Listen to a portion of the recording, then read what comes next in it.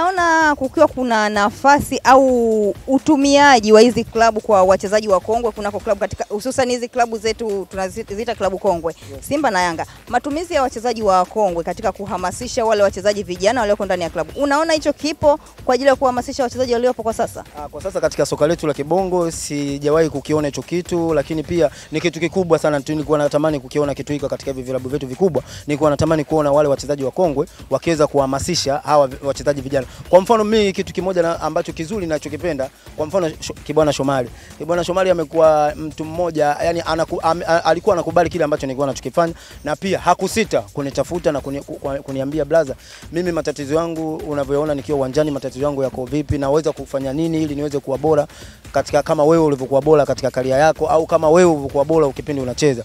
Kwa kitu kikubwa ambacho ninachofurahi ni kuona vile Kibwana ana appreciate ule uwezo wangu, na pia anataka kufikia kile ambacho nilichokuwa nakifanya.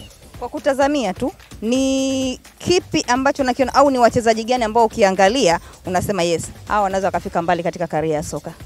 Ni wachezaji wengi, na hasa ukiangalia katika mpira wetu wa sasa hivi Tanzania, ukiangalia vijana wengi wana talent na pia wanatamani kuona wanafika sehemu mbali. Na hasa kitu kikubwa kimekuwa chachu ni kwa nahodha wetu Mbwana Ali Samata, baada ya kucheza ligi kubwa Uingereza, Ufaransa, sijui wapi, Uturuki, amecheza Belgium. Kwa kuna vijana wengi wamekuwa na kiu hiyo ya kuweza kufika malengo yao, na hasa nikiangalia vijana wengi wanaichipukia. Kwa mfano mimi naweza kumtolea mfano Mzize, namuona kabisa ana kiu ya kuweza kucheza Ulaya na umri wake unaruhusu, na pia ana uwezo huo. Kwa kitu kikubwa ni kuongeza ile bidii na kuongeza juhudi na kufanyia vile vitu ambavyo anahisi hana, basi afanyie kazi ili aweze kutimiza malengo yake.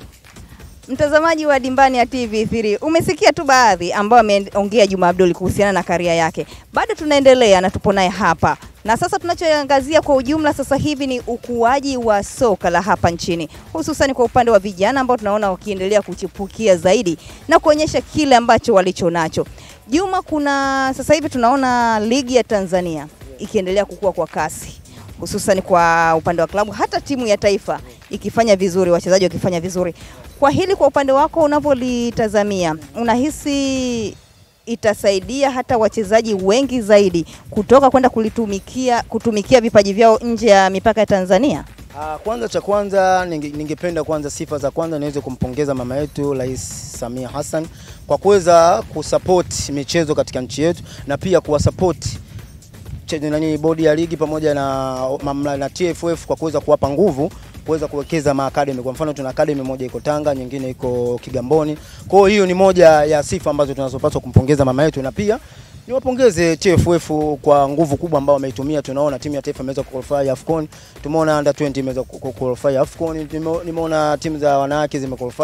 Kwa hiyo ni jinsi gani tunaona kwamba sasa hivi soka la Tanzania linapiga hatua, na pia kwa upande hasa wa vijana, naona vijana nao wana kiu ya kuweza kufika mbele zaidi. Na vijana wengi, unajua zamani vijana wengi walikuwa wanaangalia hizi timu kubwa Simba na Yanga, labda na sasa Azam, lakini vijana wengi nimeona wana kiu ya kutoka nje ya mipaka ya Tanzania.